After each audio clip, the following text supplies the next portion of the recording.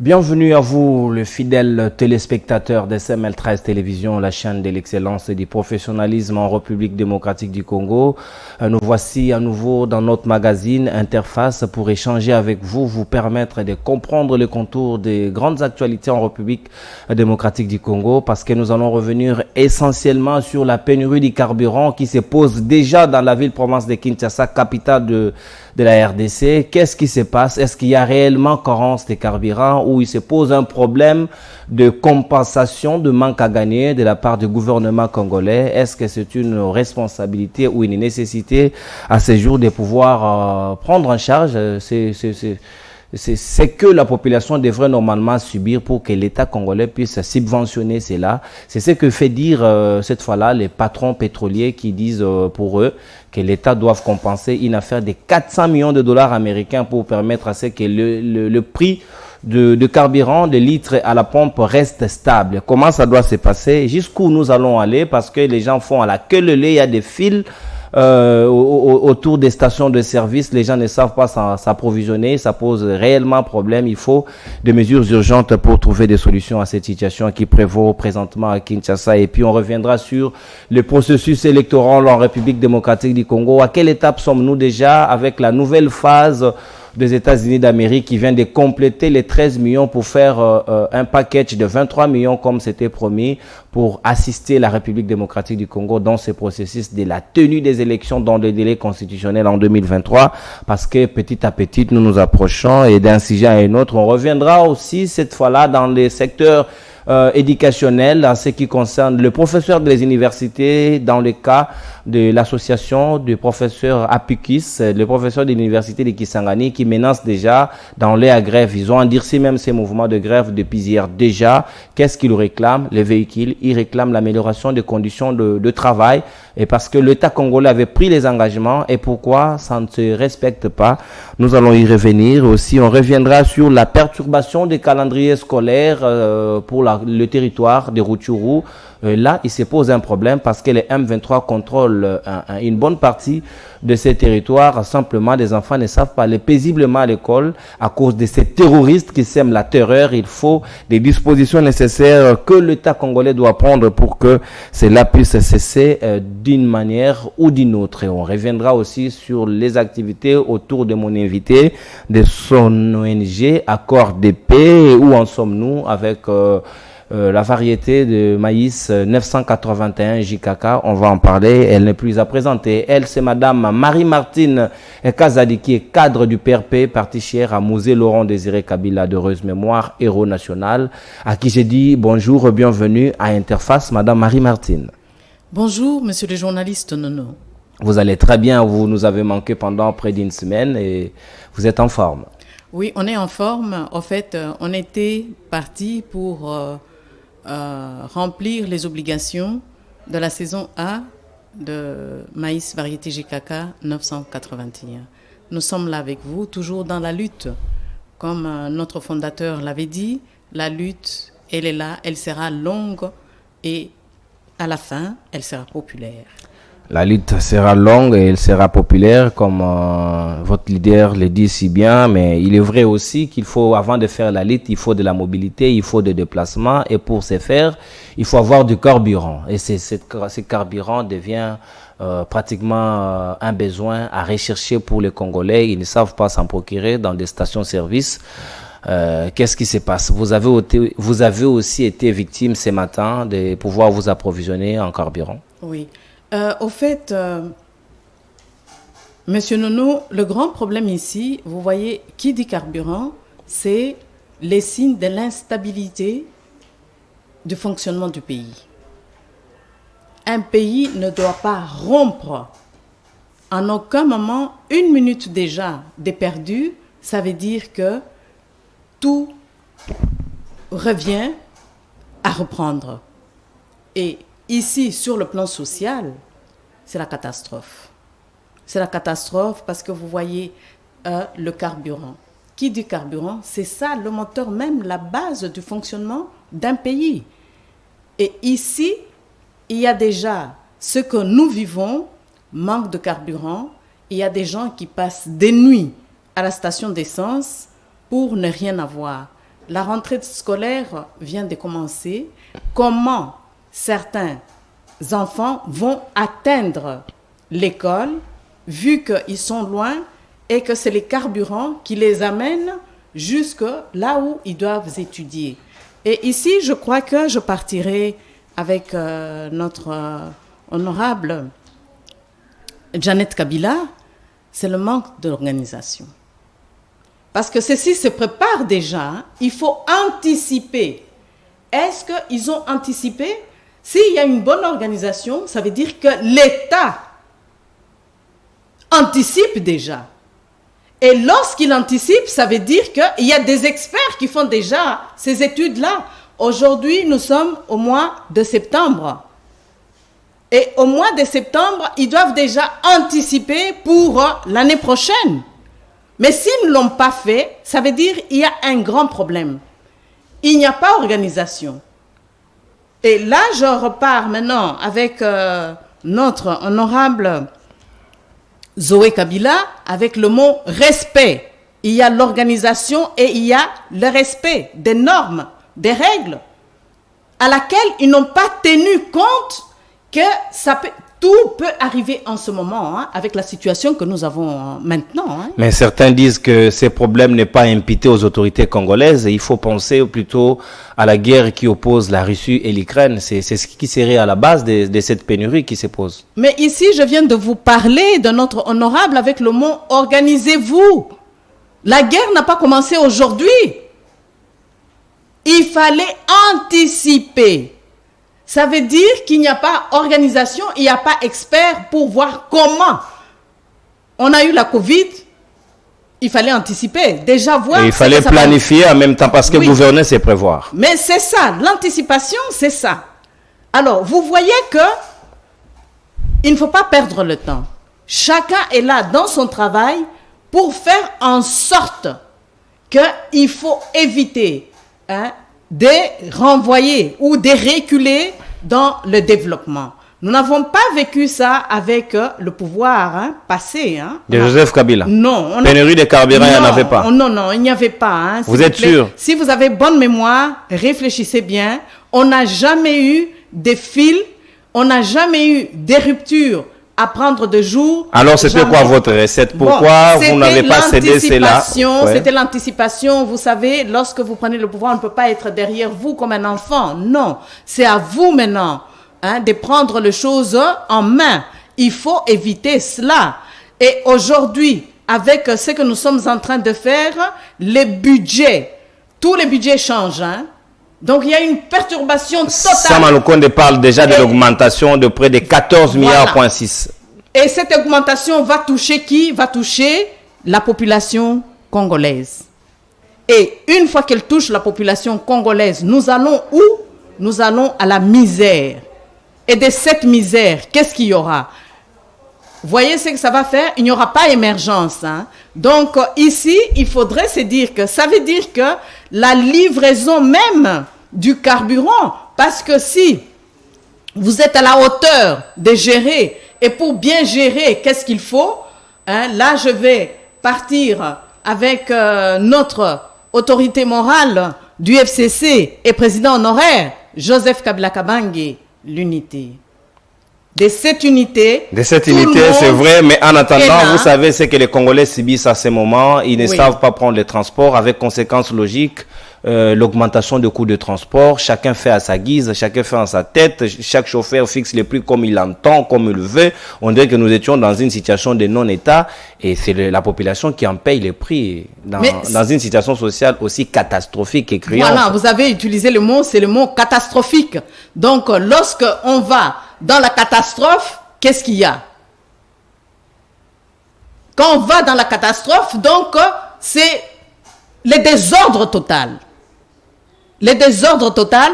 Et pour relever ça, vous savez, seulement un jour de perturbation de carburant, c'est que ça va entraîner et dégénérer. Et ici, nous parlons, oui, carburant. Combien de morts s'entraînent? Parce qu'il y a des hôpitaux qui ne fonctionnent qu'avec des groupes. Alors, vous voyez que tout cela, cela veut dire qu'en ce moment où nous sommes en train de parler ici, nous sommes dans la catastrophe totale. En République démocratique du Congo. Surtout dans la ville-province de Kinshasa. La capitale, c'est ça qui est le cœur même. Le miroir. Oui, des autres provinces. Parce que tout vient d'ici et maintenant ça repart dans les autres provinces. Mais comment partir? Parce qu'il paraîtrait aussi qu'il n'y a pas de vol. Les avions ne sont pas réguliers parce qu'il y a toujours ce manque de carburant. Même la kérosène, là c'est très grave. C'est très grave. À qui incombe cette responsabilité? Parce à qui incombe la responsabilité? Je crois que je venais de vous parler ici. Hein? Donc là, j'ai parlé de notre autorité morale, Joseph Kabila Kabange. Vous voyez, il y a le mot l'unité. Donc qui dit unité, ça veut dire il faut toucher tous les responsables. Il fallait être ensemble avec tous ces gens-là. Et dans l'ensemble, qu'est-ce qu'il fallait? Il fallait une organisation avec notre honorable Janet Kabila. Et là, je terminerai avec notre honorable Zoé Kabila, qui est le respect. Il n'y a eu aucun respect des normes, des engagements qu'ils avaient pris pour le fonctionnement du pays. Maintenant, il y a deux possibilités sur la table. Il faudra, ou soit l'État congolais accepte de pouvoir récompenser les manques à gagner, qui à ces jours s'estiment à 400 millions de dollars américains. Si l'État est prêt à pouvoir payer cela, on garde les prix au même montant de litres à la pompe. Si l'État n'est-il pas prêt à payer une telle somme, alors les opérateurs économiques œuvrant dans ces secteurs suggèrent à ce qu'ils puissent augmenter les prix qui pouvaient aller à 3 500 le litre ou encore à 4 000 francs. Est-ce que les Quinois ou les Congolais en général seront-ils prêts à pouvoir accepter une telle situation? C'est la catastrophe. Et ici, c'est là où je viens de vous dire qu'il n'y a pas eu organisation. Il y a eu quoi? Il y a eu mensonge. Qui a menti qui? Qui a menti? Mais ceux qui nous ont amenés dans cette situation que nous vivons aujourd'hui. Ça veut dire qu'ils n'ont pas respecté déjà, dès le départ, leurs engagements, les accords. Hein. Ils n'ont pas respecté les accords. Vous savez, les carburants, c'est quelque chose qui est très sensible. Donc, c'est au comptant, donnant. Donc là-bas, il n'y a pas de prêt dans les carburants. Hein. Ça veut dire qu'il y a eu un problème grave, la mégestion. La mégestion. Est-ce qu'on peut retrouver la mégestion dans la bonne gouvernance? Parce que le gouvernement ici, on nous chante jour, matin, midi, soir, il y a des mobilisations de recettes. Et comment ne sont-ils pas à mesure de pouvoir compenser ces manques à gagner qui, du reste, touchent un secteur vital pour les Congolais surtout? Mais c'est ce que je viens de vous dire. Il y a un problème. Il y a un problème. Et le problème, d'abord, commence par... ils ne sont pas unis. Hein. Ils ne sont pas unis. Comment ils travaillent? Et ici, ils n'anticipent pas. Ça veut dire qu'il n'y a pas organisation. Et il n'y a pas respect non plus des engagements, des accords, des négociations. Tout cela fait qu'on ait cet échec ici. Et de cet échec, c'est nous tous... Vous appelez ça échec déjà? Oui, c'est déjà un échec parce que c'est nous tous... C'est un échec, fils. Hein. Pourquoi? Parce qu'il y a déjà des morts. Hein. Et puis, le point le plus sensible, c'est la rentrée scolaire. Il y a des enfants qui doivent prendre le transport. Il y a des parents qui louent les bus pour leurs enfants. Et il y a des parents qui accompagnent leurs enfants à l'école. Pas de carburant, ce qui est synonyme, pas d'école pour les enfants. Les enfants, c'est déjà un échec. Hein. Alors, vous voyez, 2 jours qu'il y a déjà ce manque-là. Voyez un peu la capitale, Kinshasa. Et là, allons d'abord dans les vies humaines malades. La santé, ça veut dire que c'est la catastrophe. Il y a des morts. Il y a la catastrophe. Comme nous parlons bien de ces problèmes de carburant qui touchent directement le problème de mobilité, allais-je dire, les élèves ont du mal, mais oui, certes, mais il y en a d'autres qui, ce n'est pas un problème du carburant qui les empêche d'aller à l'école, mais simplement ce sont des terroristes qui les empêchent de pouvoir aller à l'école.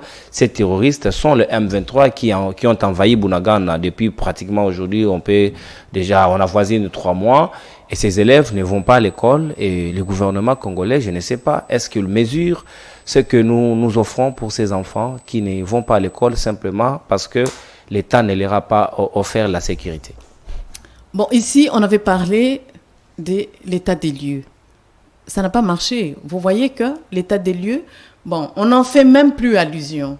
Parce que c'était là où tout le monde avait l'espoir de retrouver la sécurité en République démocratique du Congo et surtout à l'Est. Il n'y a pas eu ça. Et là, Bunagana, il y a un problème. Le problème est que les autres élèves ne veulent pas aussi que ceux qui n'étudient pas, que les autres aillent à l'école. Parce que c'est comme si c'était une injustice. Une discrimination. Oui, parce que le calendrier ou le programme scolaire est national. Voilà, est national et que tout le monde a droit. Tout le monde a droit. Alors, il y a ceux qui sont pénalisés parce qu'on n'a pas fait attention à eux. Donc, l'État n'a pas réuni tous les moyens pour les sortir de ce qui arrive. Parce que ce n'est pas à eux de s'y mettre. Là, c'est l'État qui devait prendre ses responsabilités. Et de ces responsabilités, ça va en pâtir sur les uns et les autres. D'autres vont étudier et d'autres ne vont pas étudier. Et ici, je partirai avec notre héros national, Mzee Laurent-Désiré Kabila, qui a dit « Nous sommes tous égaux ». Donc, si nous sommes tous égaux, pourquoi les autres vont étudier et les autres ne vont pas étudier? Et là, c'est là où notre gouvernement devait d'abord penser à cela au moment de lancer la rentrée scolaire officielle. Il fallait penser à ça. Il fallait se dire, les autres vont étudier, les autres ne vont pas étudier. Est-ce qu'il ne faut pas aussi sacrifier la majorité à cause de la minorité, mais on peut penser aussi une possibilité de pouvoir envisager un programme spécial pour un cas spécifique comme celui-là? Mais c'est ça. Ici, je viens de dire, vous voyez toujours, on revient toujours à l'éveil de conscience pour une prise de conscience avec notre honorable Jeannette Kabila, l'organisation. Pensez vite à la rentrée scolaire, mais ne pas penser à ceux qui seront exclus. Il fallait penser à ça, en disant que pour vous, les exclus, qu'est-ce qu'on peut bien faire? Bon, je crois qu'avec la technicité des experts, on peut trouver un milieu où on peut se dire que ceux qui sont dans des conditions difficiles, voilà ce que nous pouvons leur offrir.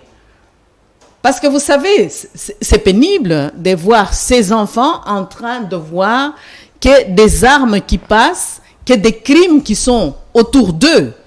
Mais s'il y a possibilité, comme je venais de vous dire, de cette organisation et de l'unité nationale et le respect, c'est pourquoi je vous disais que les 3 mots sont très très importants pour mettre en marche la République démocratique du Congo. Et voilà maintenant que il y a exclusion pour les autres et il y a favoritisme. Oh, vous évoquez déjà la notion du favoritisme. Qui favorise qui? Parce que c'est normal que les enfants reprennent l'école. Oui, où intervient la notion du favoritisme? Le favoritisme, c'est ceux qui étudient.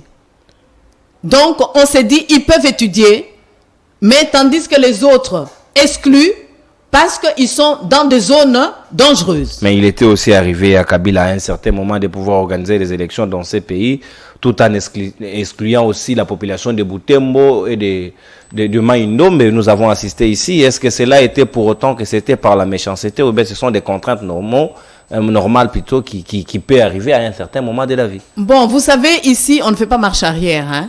On est dans le présent. Regardons le présent. Ce sont des jurisprudences. Parce que, oui, regardons les présents maintenant. Bon, de son temps, c'est vrai, il y avait ça, mais il avait remis de l'ordre et il y a eu ce qu'il y a eu. Il y avait une ouverture. Les gens, à un certain moment, se sont retrouvés tous à l'aise. Mais nous sommes dans le présent. Arrangeons ce présent qui est là, qui doit nous amener quelque part et trouver des solutions. Et de ces solutions-là, je crois qu'il faudrait qu'on aille dans l'éveil de conscience et prise de conscience en se disant, nous sommes tous Congolais. Où avons-nous placé le mot nationalisme? Ça veut dire que nous devrions aller avec ce que notre président honoraire a dit.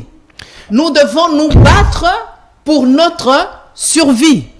Nous devons nous battre. Il n'y a personne d'autre qui viendra nous trouver des solutions. Il faut nous battre pour notre survie. C'est ce que vous avancez comme argumentaire. C'est bien beau. Mais aujourd'hui, la guerre ou encore l'agression rwandaise par l'entremise de M23 est là et on ne peut pas faire autrement. La diplomatie, à la limite, a montré aussi ses faiblesses et failles. Est-ce qu'il faut, à ces moments ici, chercher d'autres voies de violence pour chercher à récupérer d'urgence ces enfants? Parce que l'éducation, c'est une nécessité. On ne peut pas avoir le meilleur Congolais demain qui prétendront de diriger le pays si on ne leur offre pas la bonne éducation ou la meilleure. Bon, c'est ce que je venais de vous dire ici. Ici, il faudrait aller, c'est vrai, la diplomatie. La diplomatie, c'est nous-mêmes. Ça veut dire, nous-mêmes, nous devons d'abord préserver nos intérêts. Nos intérêts, et de ces intérêts, nous devons anticiper. Donc, ce que nous devrions faire, c'est anticiper. Comment arriver à trouver des solutions pour que nous puissions être dans de bonnes conditions. Très bien. Pour que nous puissions être dans de bonnes conditions, cela va nous permettre de faire une trêve et une transition directement vers les professeurs des universités, les cas de l'université de Kisangani. Et ils endurcissent le mouvement de grève simplement parce que, encore là, l'État ne respecte pas ses engagements. Alors, est-ce qu'on peut déjà évoquer la notion de l'inefficacité de l'État à pouvoir rencontrer le déshydratat, les problèmes, les difficultés que prouve sa population qu'il est censé gérer? Bon, ici, j'avais utilisé le mot échec. Hein?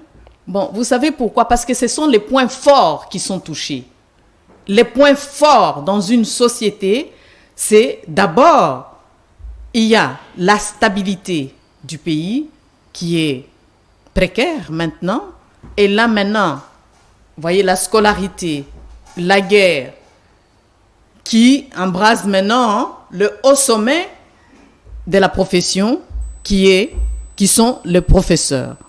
Si les professeurs en reviennent à dire qu'ils vont aller en grève, là je reviens encore, ils vont revenir en grève, l'organisation est partie comment? Avec l'éveil de conscience et prise de conscience de notre honorable Janet Kabila, ce sont des professeurs, ce sont les grands intellectuels de ces pays en qui tout le monde a confiance. Mais ils ont opté d'abord pour la facilité, la dépendance. Et de cette dépendance, c'est quoi? C'était les jeeps. Au lieu d'anticiper d'abord leur survie. Leur survie. Donc c'était leur survie, c'est quoi? C'était leur salaire. Mais pensez à dire que non, de cet argent-là, ça pouvait améliorer leur quotidien. Et quand vous citez ici Jeannette, Zoé, Joseph Kabila, président honoraire, mais oui, vous ne pouvez pas les dédouaner. Ce sont les mots, hein, ce sont les mots qui feront référence, oui, c'est ce qui fait la force, caractériser la gestion. Oui. C'est pourquoi j'ai dit, et ce n'est pas aussi mauvais, parce qu'eux aussi, ils ont quand même eu à gérer ces pays. Tout n'était pas aussi rose à leur époque. Et il ne faut pas aussi les prendre pour référence. Quand vous prenez les déclarations qu'ils ont eu à faire, il y a toujours une différence entre la déclaration et la concrétude des actions sur le terrain. Bon, la référence que je prends, ce sont des mots, hein. L'organisation, l'unité. Et quand ils étaient là, qu'est-ce qu'ils ont organisé? Le respect. Bon, je crois que de ce que nous sommes aujourd'hui, de tout ce qu'il y a autour de nous, ce n'est pas facile hein, d'organiser et de vivre maintenant ce que nous sommes en train de vivre. Aujourd'hui, vous vous dites que, ok, j'ai le ventre qui est creux. Lorsque vous allez manger votre temps, qu'est-ce que vous faites? Il y a l'appel et on vient vous servir. Ça n'existait pas, hein? Ça n'existait pas. Aujourd'hui, vous ne vous déplacez pas. Vous êtes là où vous êtes et vous avez tout ce que vous voulez.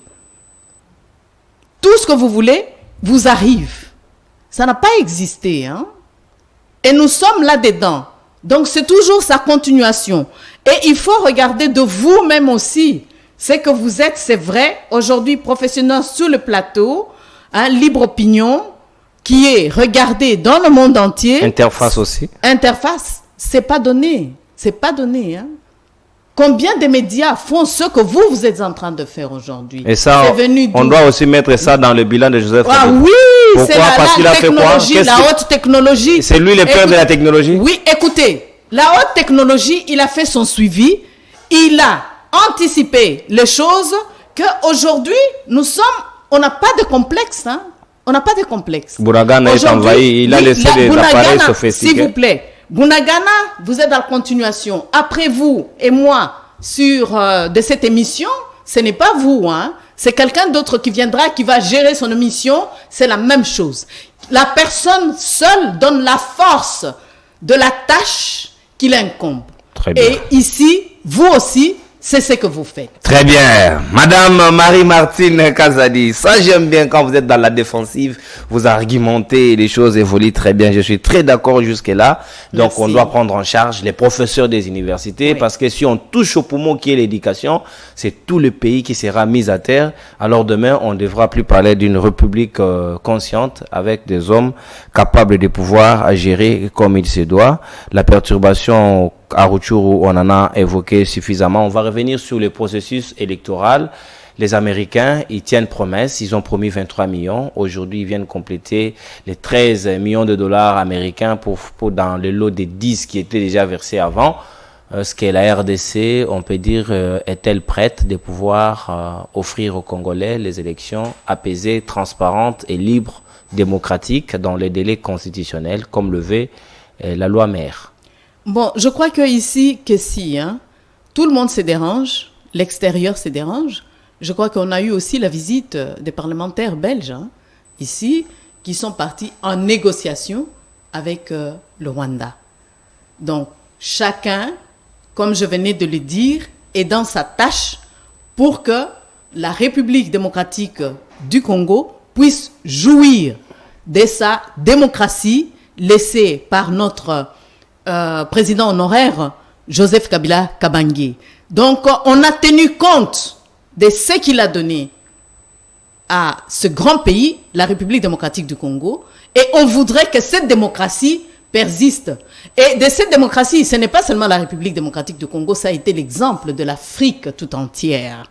Et ici, c'est une fierté quand même qu'on devrait à notre président honoraire, Joseph Kabila Kabange. La continuation, c'est vrai.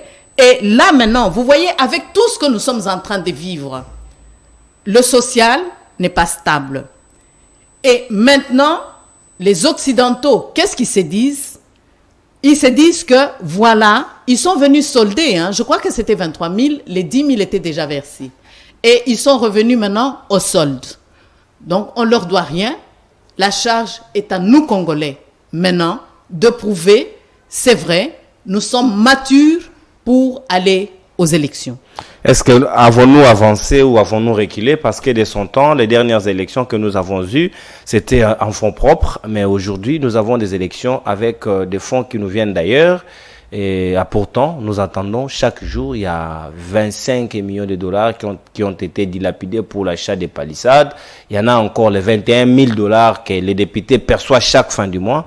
Pourtant, avec un peu de volonté, avec un peu de déterminisme et de nationalisme, on peut arriver à pouvoir s'auto-financer en termes électoraux. Parce que ici, la main qui donne, c'est la main qui dirige. Ne soyez pas surpris demain que les Américains viennent aussi vous dire les résultats là, c'était des résultats fantoches. Il faut faire autrement. Alors, il faut s'assumer cette fois-là. Bon, s'assumer, c'est là où je suis partie avec tous les respects possibles et les félicitations de notre honorable et de notre président honoraire Joseph Kabila Kabange. Je venais de le dire ici, hein, la démocratie qu'il a donnée, l'exemple qu'il a donné, un homme modèle. Et de là, il ne faut pas se voiler la face. C'est une fierté déjà de la République. C'était le financement intégral dans les élections. Et de là, c'était ce qui a fait notre fierté d'abord sur l'indépendance de notre souveraineté. Et maintenant, nous sommes dans la sauvegarde de la souveraineté, hein, parce qu'il faudrait seulement de faire un faux pas. Là, la souveraineté peut nous échapper, peut partir. Donc ici, c'est l'éveil de conscience, la prise de conscience pour un chacun. Est-ce qu'on peut parler de la notion de la souveraineté aujourd'hui avec la mondialisation, du moment où vous acceptez de l'aide de l'extérieur et vous évoquez la notion de la souveraineté? Comment ce sera possible? Parce que si vous évoquez la souveraineté, on vous dira, nous avons participé dans le processus et nous avons le droit d'observer et de pouvoir dire un mot s'il le faut. Bon, là, c'est les dictats. Hein. Nous revenons aussi toujours... Mais le monde fonctionne comme ça. Il ne faut pas dire les choses. On dirait qu'on ne comprend pas comment les processus mondiaux étaient mis en marche. Bon, c'est là je reviendrai à vous dire que vous voyez que ce que notre président honoraire a apporté, parce que des fois, lorsqu'on échange, c'est comme s'il n'avait rien fait. Vous avez vu ce qu'il a fait. Il a fait un grand point. L'honneur, la dignité qu'il nous a donné, nous, Congolais. C'est là où maintenant... on lui doit quand même la reconnaissance de cet effort qu'il a fait. Et ceux qui pleurent la vérité des urnes, qu'est-ce qu'ils diront de la référence dont vous donnez? La référence, écoutez, ici, la référence, ici, nous allons sur le financement propre de la RDC. Mais pour quel résultat? Les résultats, il y a eu des résultats, il y a eu... Contestés. S'il vous plaît, ils n'ont pas été contestés. Ça veut dire que vous contestez le gouvernement qui est en place. Ça, ce n'est pas moi. Je vous donne une référence mais moi, je donne d'un camp politique, Lamuka, qui jusqu'aujourd'hui persiste dans son combat de vérité des urnes. Qui bon, la vérité des urnes, elle est là. Voilà, nous avons un gouvernement qui est là. Bientôt, nous allons partir aux élections. Et s'ils se sent forts, il reprendra sa force. Et vous serez aussi ici, à mesure quand, par exemple, les Zoé ou Dada Jeannette ne seront pas élus députés, vous allez vous assumer aussi. Parce que dans des élections, il y a des ceux qui échouent et il y a des ceux qui réussissent. Je ne pense pas. Parce que ici, il faut partir d'abord de quel esprit on part avec. Parce que très souvent, nous semblons oublier quel est leur esprit.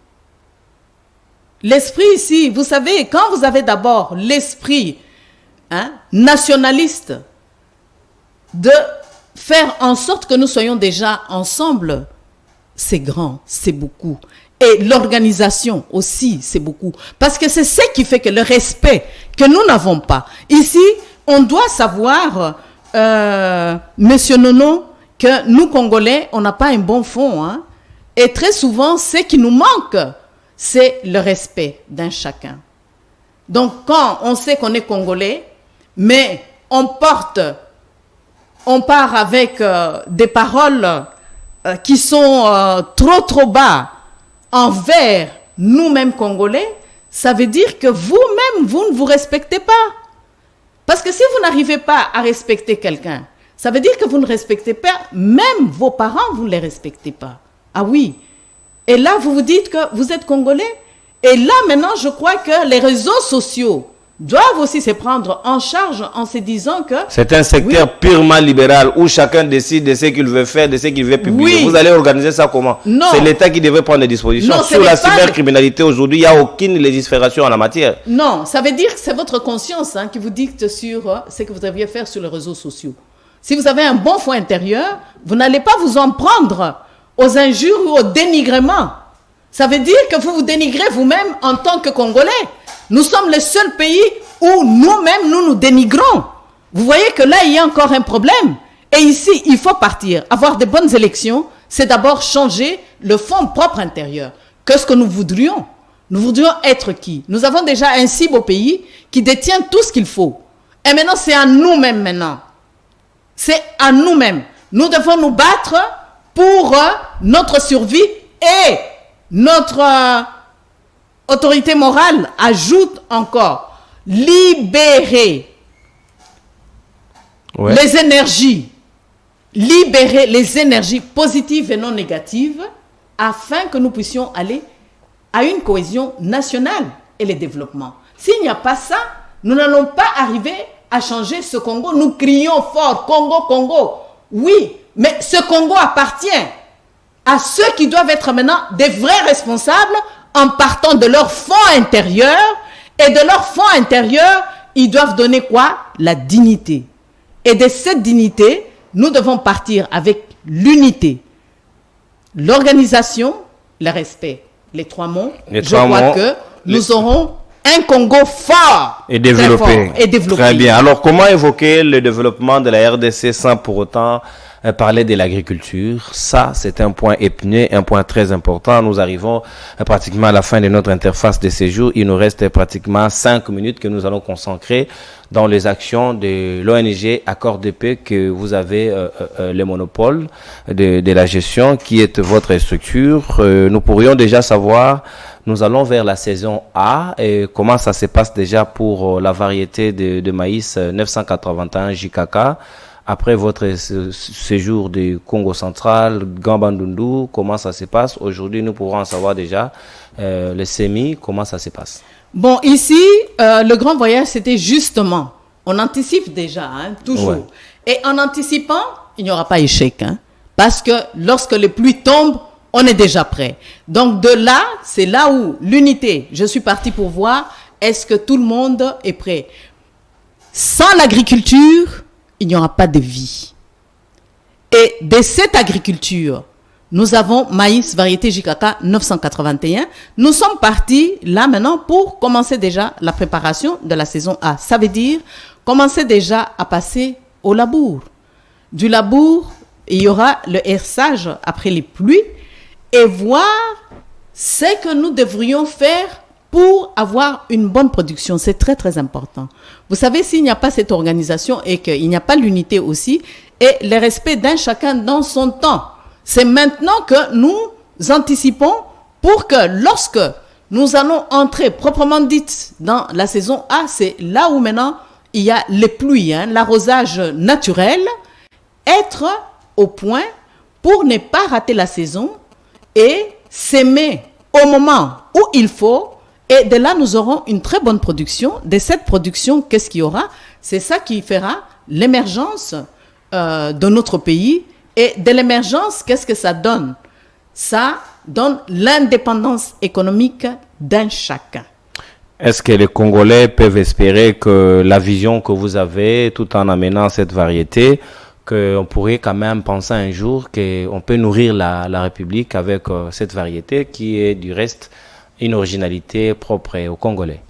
Mais écoutez, de là où on vient, il y a déjà un grand changement de mental, hein? Un grand changement mental. Parce que vous savez, faire l'agriculture, on fait l'agriculture si on accepte ça dans sa tête. Accepter cette souffrance dans la tête. Parce que l'agriculture, ce n'est pas facile. Hein? C'est la tête. Accepte, et accepter la réussite, c'est accepter le respect des techniques qu'on donne. Et une fois qu'il y a ce respect des techniques, il y a ce que je venais de vous dire ici. Donc les 3 personnes ont les 3 mots clés pour l'émergence de la République démocratique du Congo. Et le développement de la RDC. Et de la RDC. De votre séjour à Mwanda, ça j'ai fait un clin d'œil à votre parsec Serge Nseka, qui est allé faire un tour, visiter la pierre que le président de la République avait déposée à Banana pour la construction de ce port à eau profonde. Et il semblerait qu'il a découvert des choses là-bas et qui du reste qui n'augure pas la bonne promesse de ce qui a permis au chef de se déplacer, mais jusqu'aujourd'hui les travaux n'évoluent pas. Bon, vous savez, ici, moi j'entre dans ce qui me concerne, mon travail. J'étais partie pour mon travail de la préparation de la culture du semis de maïs variété JKK 981. Vous savez, là-bas, je venais de vous dire ici, le projet social est entre les mains de la population. Ils évoluent. Ce n'est pas facile, nous, Congolais, de maintenant, ceux qui ont accepté d'émerger, et quand vous voyez ça, c'est beau, sans courage, c'est l'avenir de demain, la production du maïs variété JKK 981 qui mettra tout Congolais dans son indépendance économique avec les 3 mots de notre autorité morale Joseph Kabila Kabange, l'unité, notre honorable Janet Kabila qui est l'organisation et notre honorable Zoé Kabila, le respect. Et tout cela, il faut d'abord anticiper. Merci. Pour la réussite. On voudra bien que dans les prochains jours que vous ajoutiez aussi les mots de Jean-Marc Aboun, jouissance, dans ce que vous citez comme référence. Ça fera quand même l'équilibre au lieu de ne rester que autour des idéaux du président fondateur de votre parti, Mouzé Laurent Désiré Kabila. Ajoutez aussi les autres tendances politiques. Ça va faire complet. Bon, vous savez, c'est vrai. Ce n'est que de la taquinerie, ne vous en faites pas. C'est républicain, ouais. C'est vrai. Mais vous savez, lorsqu'on parle jouissance ici, chez nous au Congo, ça ne sonne pas bien. Hein. Donc, ce sont ça des gens, sonne qui sont dans la mangeoire. Oui, des gens qui sont dans la mangeoire. Voilà, qui sont dans la mégestion. Et ce n'est pas à nous. Hein.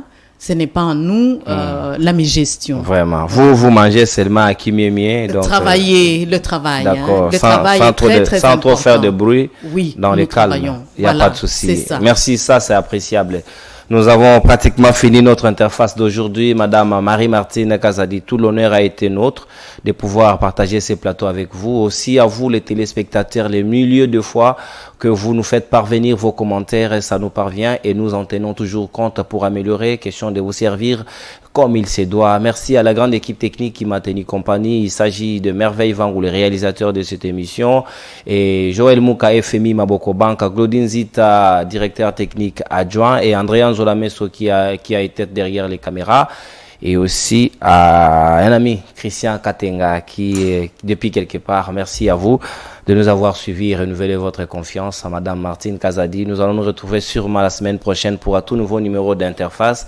En attendant, tenez-vous bien, vivez longtemps, vivez 100 ans. Au revoir et à la prochaine. Bye bye. Merci beaucoup, chers téléspectateurs.